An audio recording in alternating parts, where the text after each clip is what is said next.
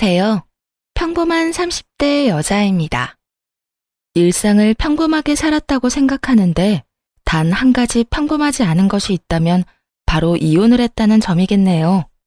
사랑하는 사람과 연애를 하고 그 사람과의 결혼을 고민했으며 긴 고민 끝에 이룬 가정은 행복만이 가득할 거라 믿어 의심치 않았는데 말이죠. 어느 순간 결혼 생활은 막장으로 치닫고 있더라고요. 직접 겪고도 도무지 믿기지 않는 막장 말이죠. 신혼 때는 그나마 행복했어요. 남편은 시댁 행사뿐 아니라 친정 행사에도 빠지지 않고 참석했고 부모님과 여동생도 잘 챙겨주곤 했었죠. 저에게도 다정하게 잘해주는 남들이 부러워할 만한 그런 남편이었습니다. 결혼을 하고 나면 연애를 처음 시작한 날 같은 건 잘 챙기지 못하기 마련인데 저도 까먹은 기념일을 남편은 단 한 번도 잊지 않고 챙겨주었고 말이에요. 여보, 오늘 저녁에 퇴근하고 데리러 갈 테니까 기다리고 있어. 어? 오늘? 왜? 오늘 우리 기념일이잖아. 기념일? 우리 결혼기념일 아닌데? 결혼기념일만 특별한 날이야. 오늘 우리 처음 만난 날이잖아. 하여튼 당신은 이런 면에선 무심한 구석이 있더라. 아, 맞다. 그런데 내가 무심한 게 아니라 당신이 지나치게 섬세한 거야. 그런 섬세한 남자가 내 남편이라 난 행복하고. 그래, 뭐 당신이 행복하다면 됐어. 그러면 저녁에 만나? 우리 처음 만났던 거기 예약해놨어. 이렇듯 세심하고 다정한 남편이기에 더 남편을 믿고 의지했었죠. 그런데 이토록 다정하고 세심한 남편과는 다르게 시댁은 가까워지면 가까워질수록 이상한 모습이 보이기 시작하더라고요. 처음은 시모였어요. 시모는 겉보기엔 고상함이 철철 흘러넘치는 사람처럼 보였어요.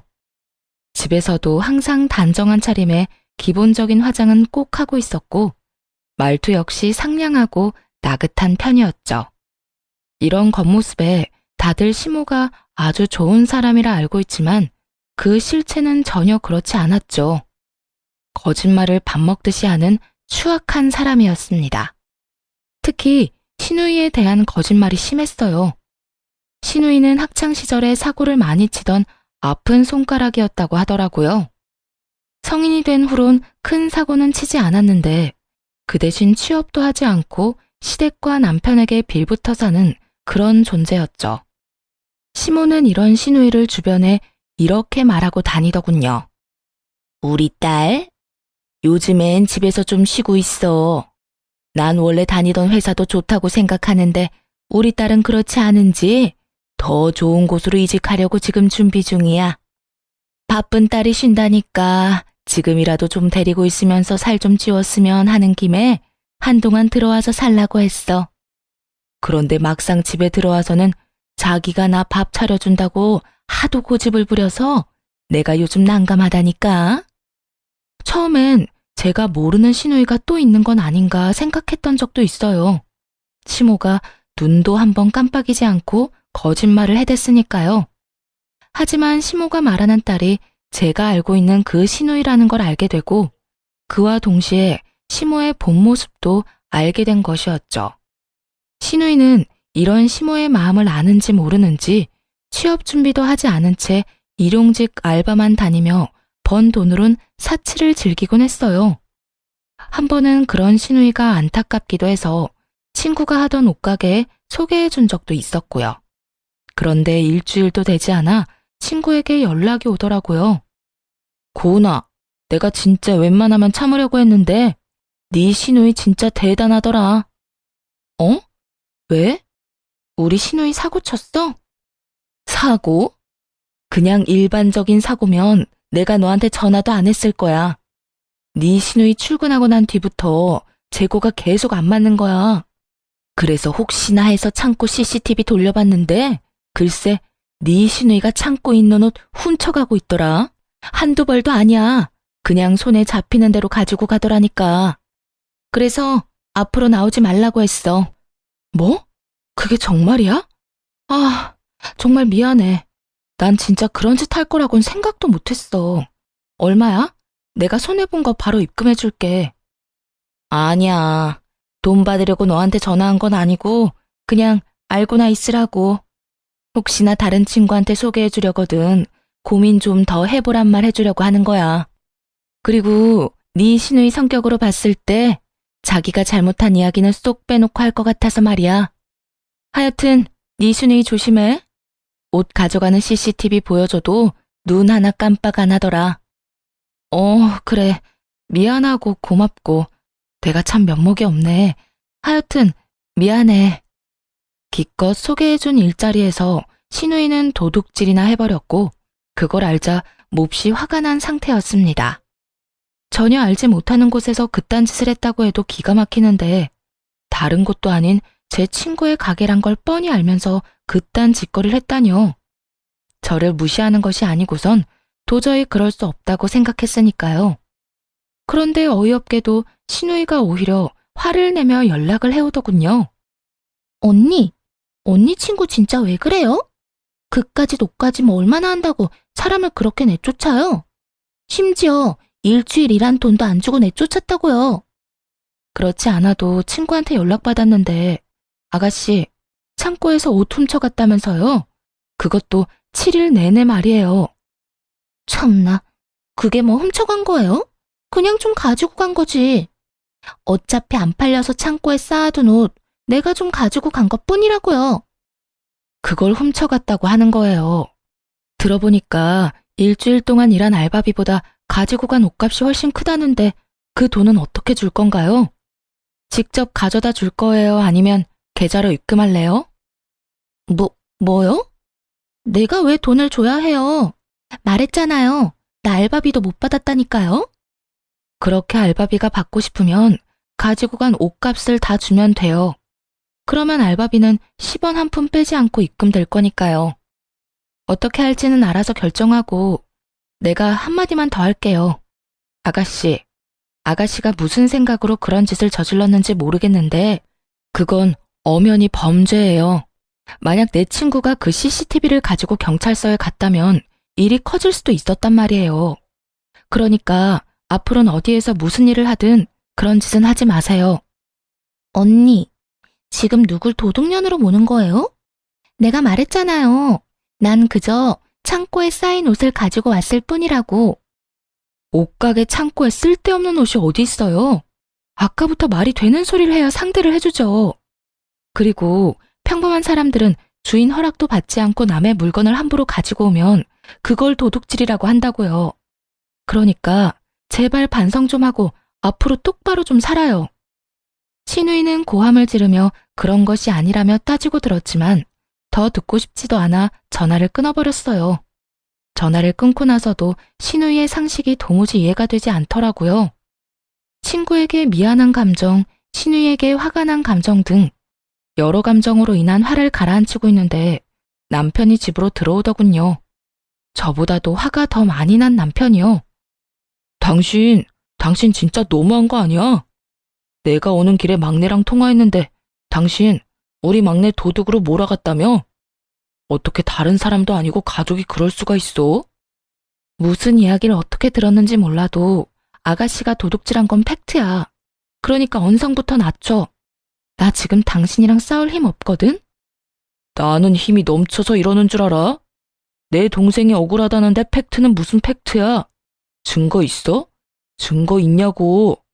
당신 친구가 괜히 내 동생 모함하는 거 아니야?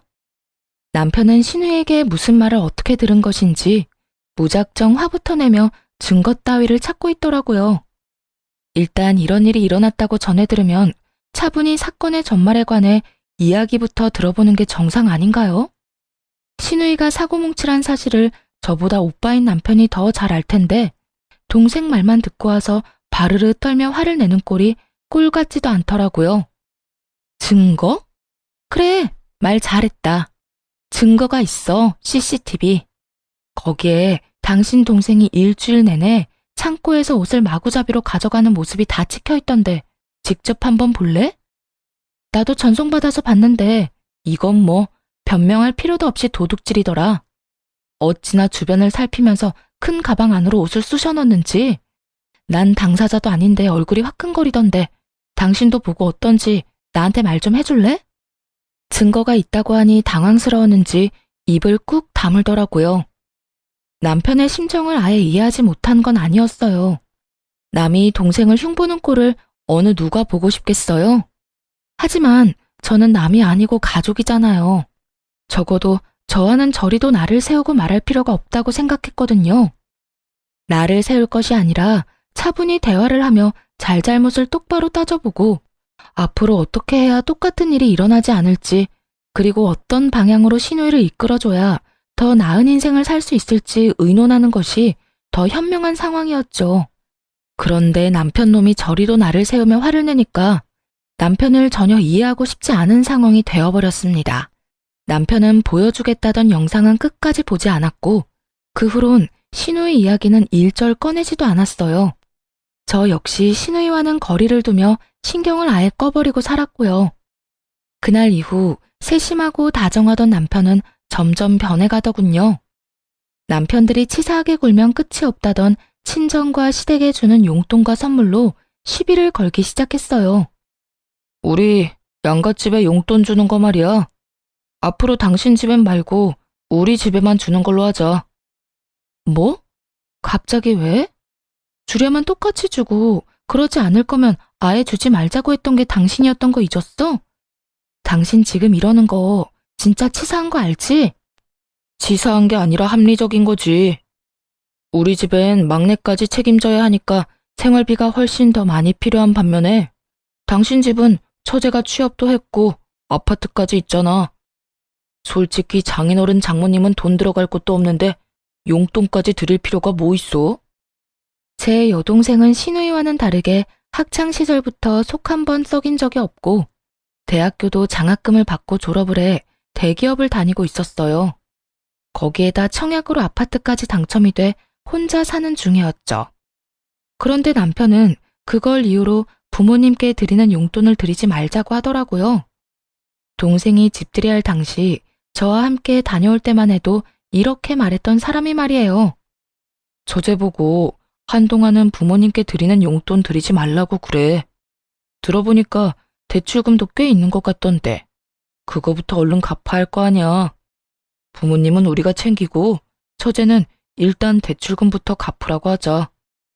그땐 이렇게나 저보다도 더 여동생의 상황을 살피던 인간이 이제 와선 동생이 능력이 있단 이유로 용돈을 끊자고 하더군요. 나 지금 진짜 황당한 거 알지? 언제는 내 동생 대출금 빨리 갚게 부모님은 우리가 챙기자며. 그리고 우리가 부모님 용돈 드리는 거랑 내 동생이랑 무슨 상관이야? 내 동생이랑 상관없이 난 우리 부모님 용돈 챙길 거니까 그런 줄 알아. 또 이렇게 말이 안 통할 줄 알았다. 그냥 앞으론 돈 관리 따로 해. 당신 집은 당신이, 우리 집은 내가. 그러면 불만 없지?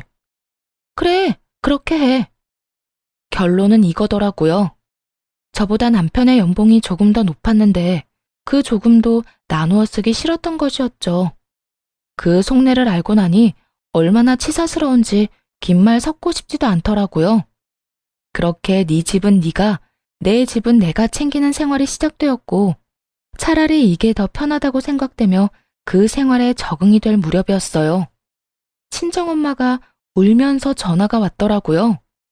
동생이 길을 가다 음주운전 차량에 치였다고요. 상태는 생각보다 좋지 않았고 수술 중이라고 하더라고요.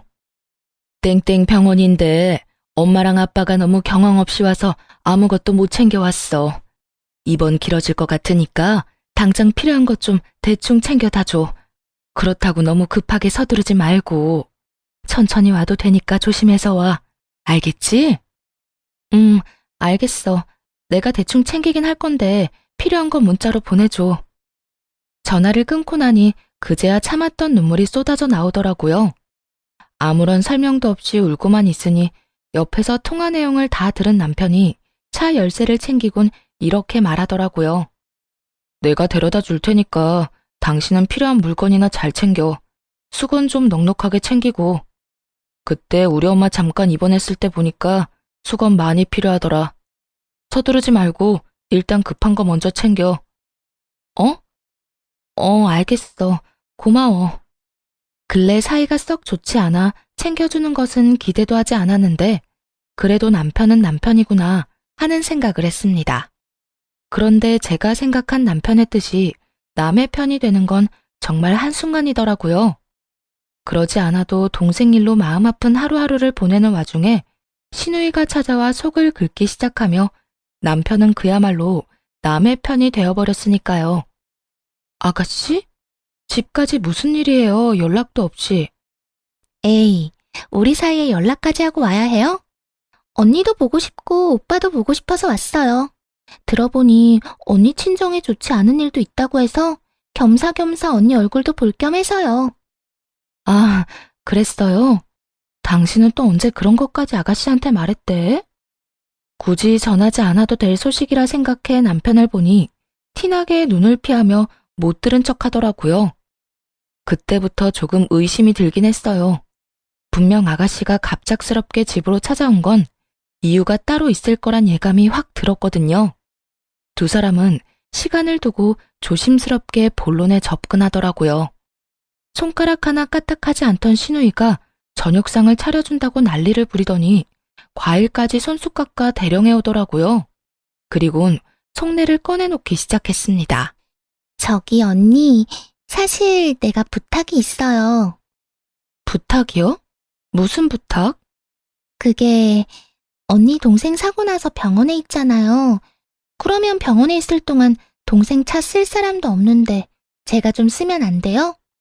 보험도 알아보니까 한 달짜리 보험도 있더라고요. 그거 가입하고 제가 좀 타고 다니면 안 돼요? 태어날 때까지만요.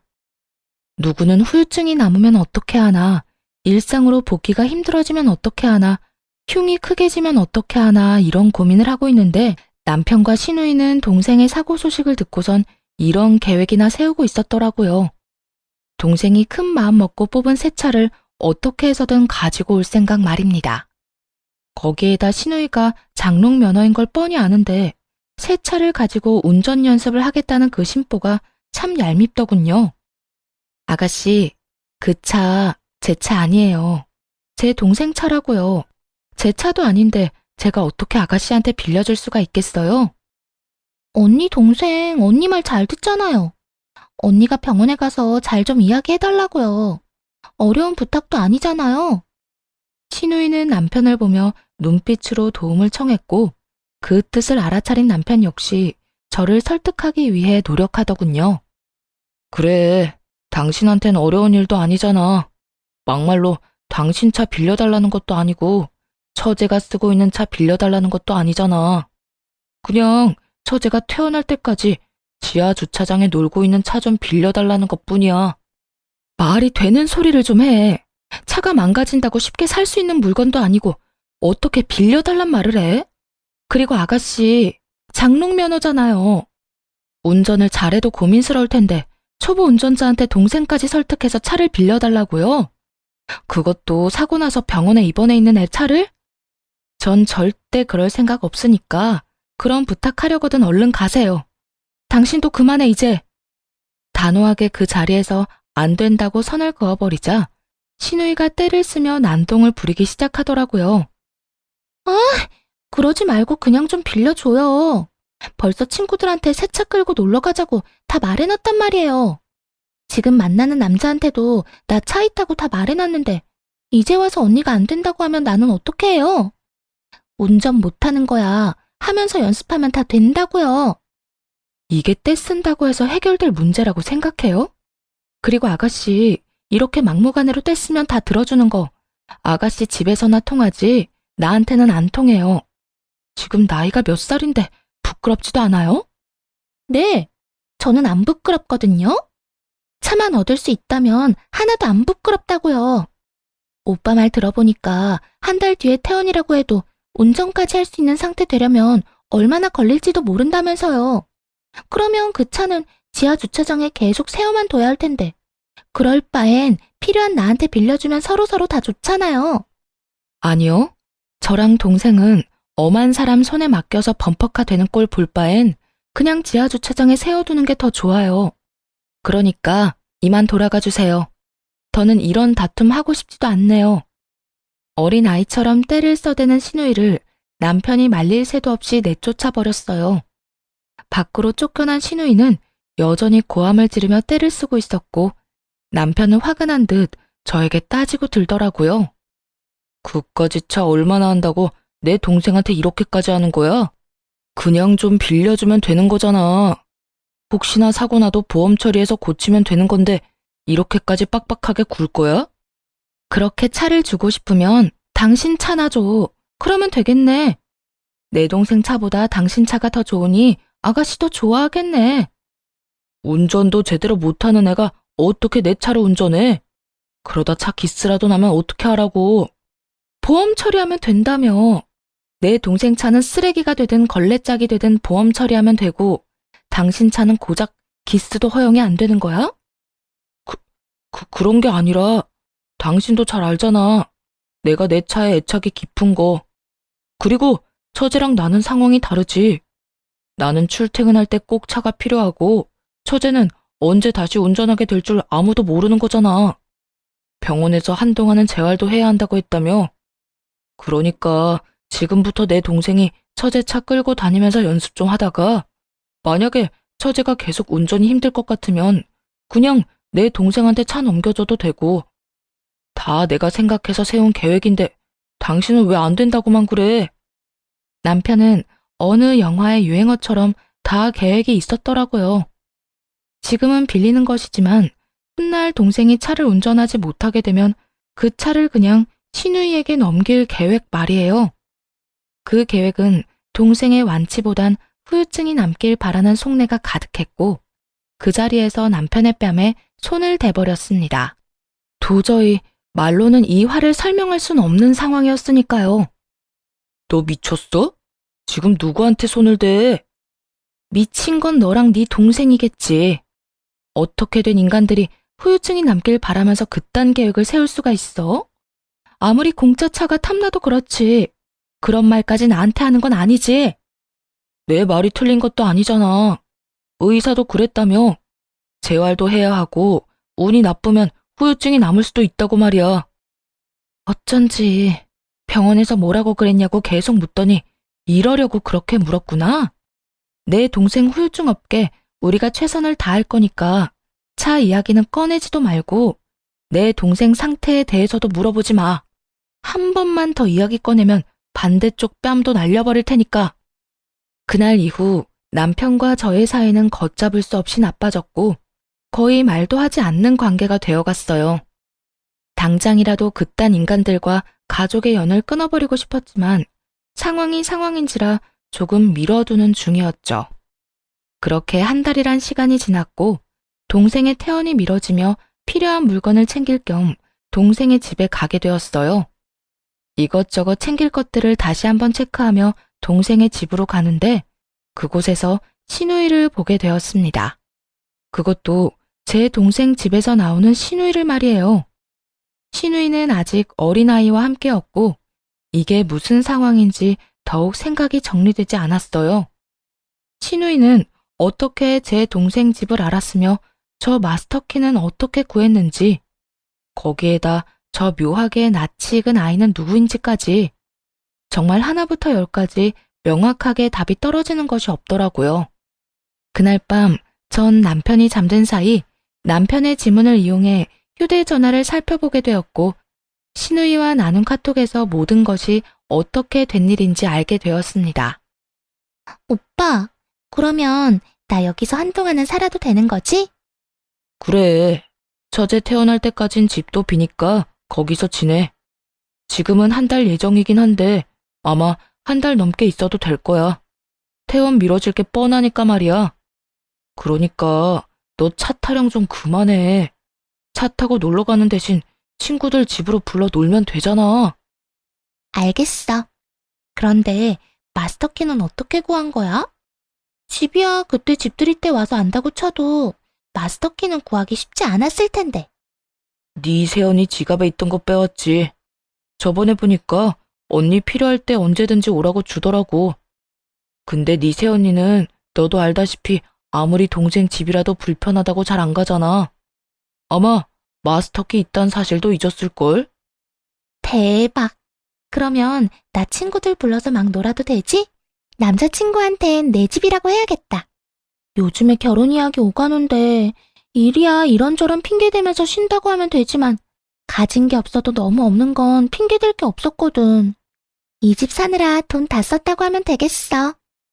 그래, 마음대로 다 해. 그 대신 오빠랑 약속한 거 있지 않았지? 애엄마 회사에 있을 동안엔 네가 승민이 봐줘야 해. 그러니까 친구들이랑 노는 것도 애 엄마가 승민이 데리고 가면 놀아. 알겠어? 그래, 알겠다고 몇 번을 말해 도대체? 그나저나 오빠도 대단하다. 세연이랑은 애 가질 생각도 없다고 자기네들끼리 행복하게 살 거라고 하더니 뒤로는 애가 다 있고 말이야. 나도 뭐 이렇게 될 줄 알았겠냐? 어쨌든 한동안은 엄마한테도 비밀이다. 알겠어? 알겠어.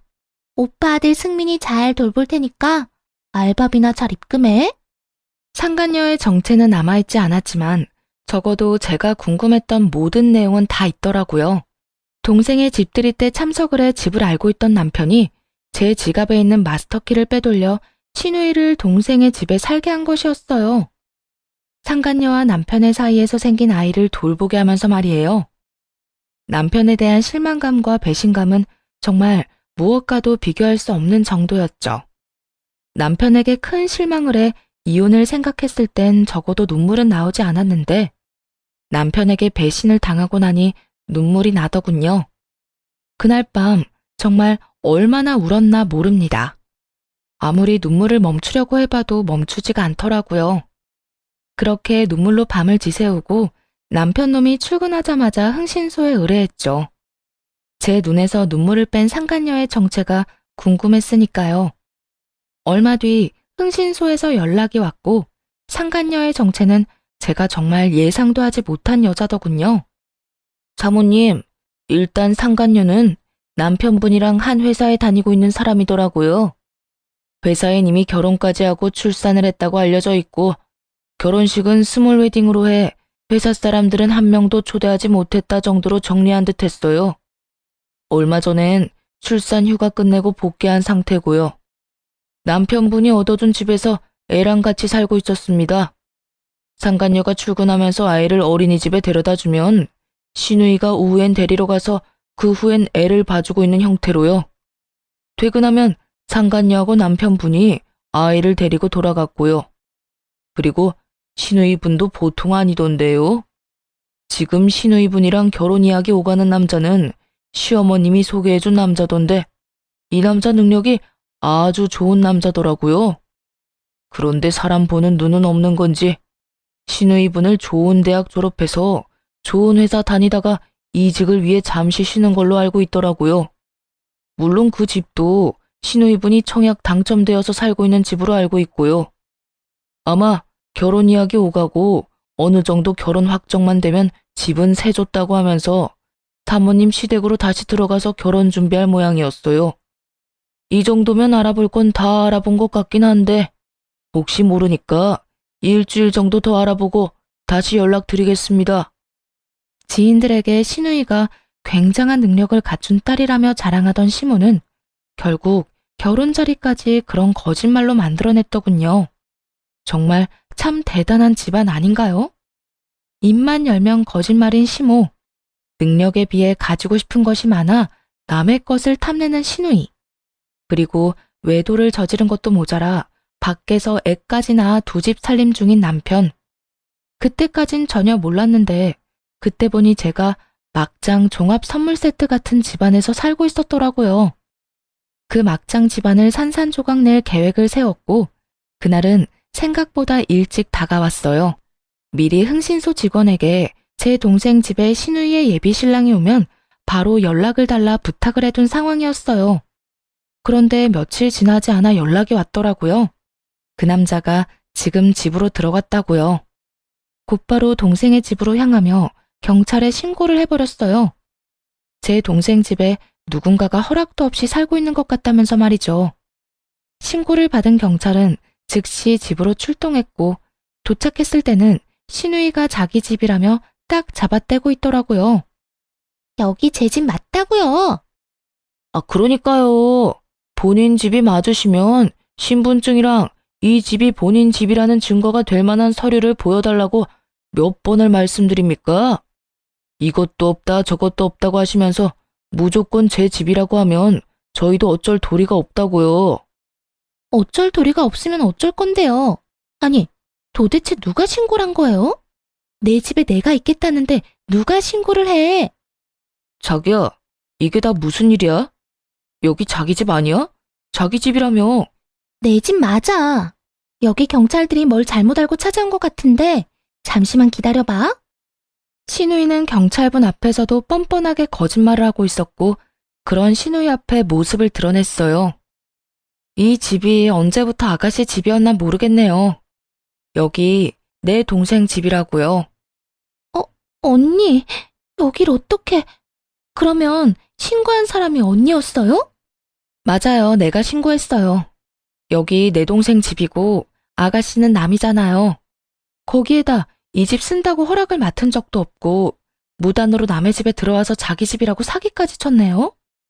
신우이는 뭐라 할 말이 떠오르지 않는지 아무 말도 못하고 서 있더라고요.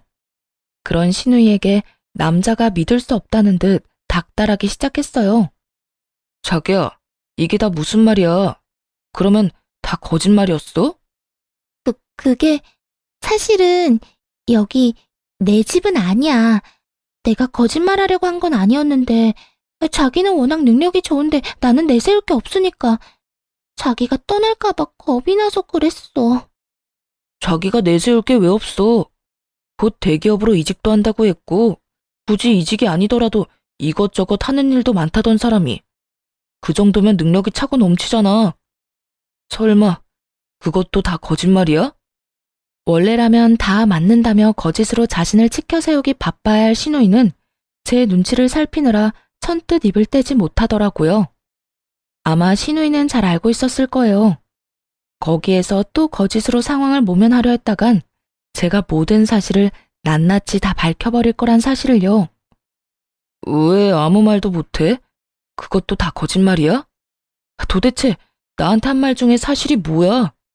그까짓 능력이 뭐라고 나한테 그렇게까지 거짓말을 해댄 거냐고. 그래, 다 거짓말이야. 말이야 바른 말이라고.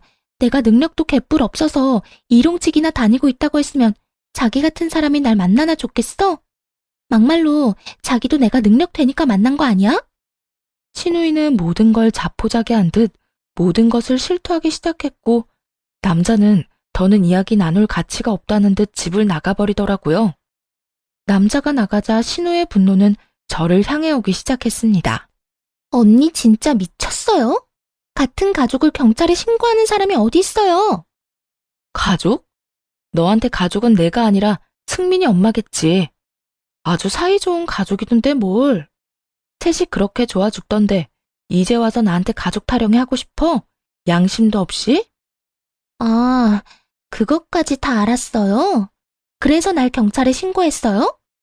경찰에 쳐넣어야 할 것들은 우리 오빠랑 그 여잔데 왜 나를 신고하고 난리예요? 진짜 잘못한 사람들은 그 두 사람이지 내가 아니잖아요.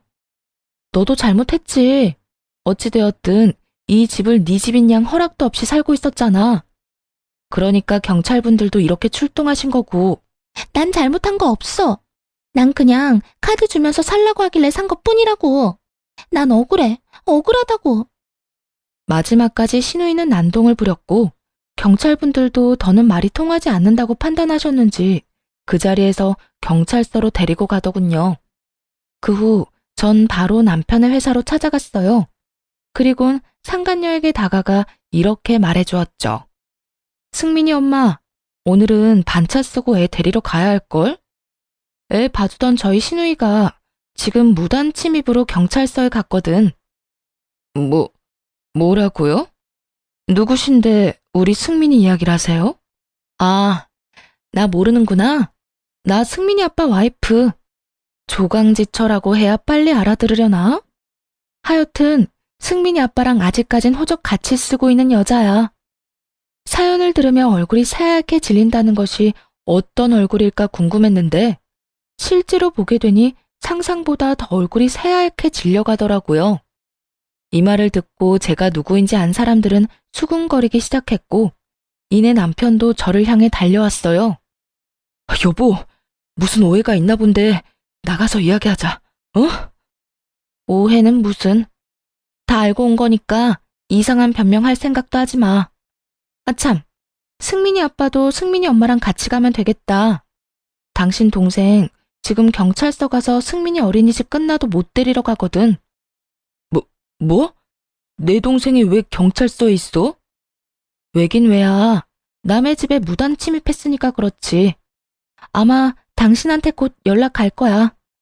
당신이 내 지갑에서 마스터키 훔쳐서 줬다며? 어떻게 그런 짓까지 해? 간도 크다 커. 왜? 차는 안 돼도 집은 될 것 같았어? 그래서 남의 집을 그렇게 막 쓰게 한 거야? 그런 게 아니라 어차피 비는 집이니까 동생한테 관리도 할 겸 지내라고 한 거야. 다른 뜻은 없었다고. 차가 안 된다고 하니까 집을 노린 건 아니고? 정말 대단하다, 그 거지 근성. 집주인은 아파서 병원에서 힘겹게 회복에 힘쓰고 있는데 그 집에서 허락도 없이 그러고 싶었어? 네 동생은 그렇게 사니까 행복했대? 당신 진짜 보자 하니까 말이 너무 심하다. 거지 근성이라니. 우린 그냥 빈집 깨끗하게 관리해준 것뿐이라고. 말이 되는 소리를 좀 해. 관리도 주인이 필요하다고 해야 할 수 있는 거야. 당신이랑 당신 동생이 한 건 그냥 범죄일 뿐이라고. 아, 이 이야기는 좀 조용한 곳에서 하고 싶었는데 그냥 지금 할게. 우리 당연히 이혼할 건 알지? 내가 할 수 있는 건 다 해서 소송 걸 테니까 각오하고 있어. 난 할 말 다 했으니 이만 가볼게. 승민이 아빠, 법원에서 봐. 승민이 엄마도 마찬가지고 말이야. 두 사람은 주변 눈이 걱정스러웠는지 아무 말도 하지 않고 저를 보내주더라고요. 그리곤 집으로 찾아왔어요. 당신 진짜 제정신이야? 회사까지 찾아와서 그딴 말을 하면 어떡해. 내가 당신 엄마처럼 없는 말 지어내서 한 것도 아니고 뭐가 문젠데. 승민이 걱정되어서 알려준 것도 죄야? 그걸 왜 그 사람 많은 회사에서 말하냐고. 조용히 불러내서 할 수도 있었잖아. 남편은 그 와중에도 상간녀의 손을 꽉 잡고 정신 나간 소리를 해대더군요. 어찌나 당당한지 제가 마치 상간녀가 된 기분마저 들더라고요. 내가 누구 좋으라고 따로 불러내는 수고까지 해야 해? 기분 같아선 확성기라도 들고 외쳐서 온 회사 사람 다 알게 하고 싶은 거 꾹 참았더니 괜히 참았나 보네. 지금이라도 확성기 대신 회사 홈페이지에 너희 두 사람이 무슨 짓을 했는지 구구절절하게 한번 써줘? 그래야 속여서 미안하다는 말 정도는 할 거니? 그래. 내가 당신 속이고 배신한 거 미안해. 미안한데 굳이 이렇게까지 해야 했어? 당신도 승민이 봤을 거 아니야. 애도 어린데 둘 중 한 명은 회사 생활은 하게 해줬어야지. 당신이 그러고 가는 바람에 우리 둘 다 회사에서 쫓겨나게 생겼다고. 정신 차려. 내가 왜 네 아들 먹고 사는 것까지 걱정해줘야 하는데? 나한테 그럴 의무나 책임감 같은 게 있어? 뻔뻔한 것도 정도가 있지. 어디 감히 내 앞에서 그년 손잡고 와서는 그딴 말이나 짓거려. 내가 진짜 애 어린이집까지 찾아가서 어떻게 이 세상에 태어난 아이인지 소문 한번 쫙 내야 정신 차릴 거야? 자식이 무섭긴 무섭나 보더라고요. 그 꼿꼿하던 무릎이 지 아들 이야기가 나오자마자 꿀리더라고요. 남편뿐만 아니라 상간녀까지도 말이에요. 아, 물론 그딴 짓까진 할 생각도 없었어요. 그저 두 사람이 너무 떳떳하게 세기의 사랑이라도 했다는 듯 굴어 그냥 한 말일 뿐이었어요. 하지만 두 사람은 그런 사실을 전혀 알지 못했고 무릎을 꿇고 빌기 시작했죠. 제가 잘못했어요. 가정 있는 사람인 거 알면 그런 관계를 지속하면 안 되는 거였는데 제가 정말 죄송해요. 그러니까 애는 건드리지 말아주세요. 그래, 당신 그렇게 모진 사람은 아니잖아. 내가 이렇게 빌 테니까 애는 건드리지 말자, 응? 아, 다신 나 찾아오지도 말고 연락도 하지 마. 그리고 이혼 빨리 해. 위자료 청구 당연히 할 거고 질질 끌면서 사람 귀찮게 하지도 마. 알겠어? 당연하지. 당신이 원하는 건 뭐든 다 할게. 네, 뭐든 하셔도 돼요. 다신 찾아오지도 않을 거고 연락하는 일도 절대 없을 거예요. 약속할 수 있어요. 두 사람은 약속을 지켰고 전 빠르게 소송과 이혼을 마무리할 수 있었습니다. 모든 것을 엎어버리고 이혼을 한 후 전 시댁은 그야말로 풍비박산이 났다고 하더라고요. 전 남편과 상간녀는 당연히 회사에서 쫓겨나 버렸고 더러운 소문이 동네까지나 이사까지 갔다고 했어요. 그리고 전 시모는 의도적으로 속이고 딸을 속여 넘기려 한 것이 들통이나 그렇게 중시하던 인맥 모임이나 동네에서 개망신을 당하고 퇴출당했다고 하더라고요. 그간 모임에 쓴 돈이 꽤 큰 걸로 알고 있는데 한 푼도 건지지 못하고 다 허공에 날린 것이었죠. 그것뿐만이 아니었네요. 전 시누이의 결혼을 준비하며 전 시댁 집 담보대출에 전 남편까지 대출을 받아 큰 돈을 끌어다 썼다고 하더라고요. 그런데 결혼이 무산되어 버렸으니 손해가 이만저만이 아닌 상황이 분명했죠. 거기에다 계산이 빠른 상간녀는 전 남편에게 사실혼 관계를 주장하며 이혼 소송을 건 것은 물론 양육비 소송까지 해버렸다고 하더군요. 그야말로 콩가루 집안의 표본적인 모습이었습니다. 그 후 모든 상황이 마무리되었다 생각했는데 전 시모는 그렇지 않은 것 같더라고요. 지치지 않고 오던 연락을 모두 차단해버리니 제가 있는 친정까지 찾아왔더군요. 그렇지 않아도 부모님이 벼르고 있었는데 제 발로 찾아오니 놀랍기도 하고 어떤 의미로는 반갑기도 하더군요. 여기까지 무슨 일이세요? 너 정말 몰라서 묻니? 너 하나 때문에 우리 집이 풍비박산이 났어. 내 명성도, 내 딸 결혼도, 내 아들 인생도 다 너 때문에 망쳤다고. 시모는 고함을 질러대며 화를 냈고 제 뒤에 서서 기회만 노리고 있던 엄마가 나서서 저를 대신해 시모와 싸워주시기 시작했어요. 이보세요. 그게 왜 다 내 딸 탓인가요? 애초에 거짓말하고 다니면서 딸을 사기 결혼시키려고 했던 것도 그쪽이고 바람 피운 것도 모자라 애까지 낳아 키우고 있었던 것도 그쪽 아들이라고요. 잘못은 그쪽에서 다 해놓고 왜 내 딸 탓을 하는 거예요? 생각 없이 사는 사람인 건 알았지만 사리분별도 못하는 사람인 건 몰랐네. 뭐라고? 지금 말 다 했어? 내가 내 딸 칭찬하고 싶어 조금 과장해서 말했을 뿐인데 그게 왜 사기 결혼이야? 그리고 가진 애를 그러면 없애기라도 해야 했단 말이야? 우리 아들은 그저 책임감이 강한 것뿐이라고. 책임감 같은 소리 하네. 그렇게 책임감 강한 인간이 내 딸한테는 왜 그랬는데? 당신은 여기 와서 고함을 지르며 따지고 들 게 아니라 아들 잘못 키워 미안하다고 무릎 꿇고 빌어야 할 처지라고. 아무리 뚫리니 막을 방도 없다지만 사람이 양심이란 게 있어야지. 남의 딸 인생 망쳐놓고 뭐? 내 딸이 누구 인생을 다 망쳤다고? 헛소리도 적당히 좀 해야 저 사람은 미친 사람이다 생각하면서 드러나주지. 어디 가서 그딴 소리 하면 욕먹어. 엄마는 작정을 한 듯 전 시모를 몰아세우기 시작하더군요. 엄마로 인해 코너에 몰린 전 시모는 말로서는 엄마를 이길 수 없다 싶었는지 손을 뻗어 엄마에게 달려들더라고요. 고상한 척하느라 숨겨뒀던 욕설을 해대면서 말이에요. 이 옆에 내가 진짜 보자 하니까 못하는 말이 없어. 뭐? 미친 사람? 오늘 미친 사람 손맛 좀 봐라. 누구는 손이 없어서 참고 있는 줄 알아? 내가 내 딸이 당한 것까지 다 갚아주려고 벼르고 있었다 이거야. 말릴 새도 없이 시작된 몸싸움에 많이 당황스럽더라고요. 전 시모는 물론이고 엄마까지 많이 흥분한 상태라 말리는 것이 쉽지 않았어요. 그 순간 아빠가 등장해 순식간에 엄마에게서 전 시모를 떼어냈네요. 그리곤 곧바로 호통을 치셨어요. 이보세요. 이게 뭐 하는 짓입니까? 내가 여자들끼리 알아서 해결하라고 지켜만 보고 있으려고 했는데 이건 아니죠. 그리고 아까부터 계속 내 딸 탓을 하던데 입장 한번 바꿔 생각해 보십시오. 그쪽 딸이 결혼했는데 사위가 밖에서 다른 여자랑 애까지 낳고 살고 있다는 걸 알게 됐다면 그냥 조용히 넘길 수 있겠어요? 애까지 있으니 잘 먹고 잘 살아라 하고 그냥 이혼만 해줄 수 있겠냐고요? 그건 절대 안 되는 일! 그건 좀 생각을 해봐야겠네요. 전 시모는 막상 자기 일이 된다고 생각하니 화가 치밀어 올랐는지 급발진을 하다 급하게 눈치를 살피더라고요. 그 꼴이 어찌나 어이가 없는지 제 입에서 저도 모르게 헛웃음이 다 튀어나왔어요. 아빠는 전 시모가 당황하는 그 순간을 놓치지 않고 다시 몰아세우기 시작했어요. 그거 보세요.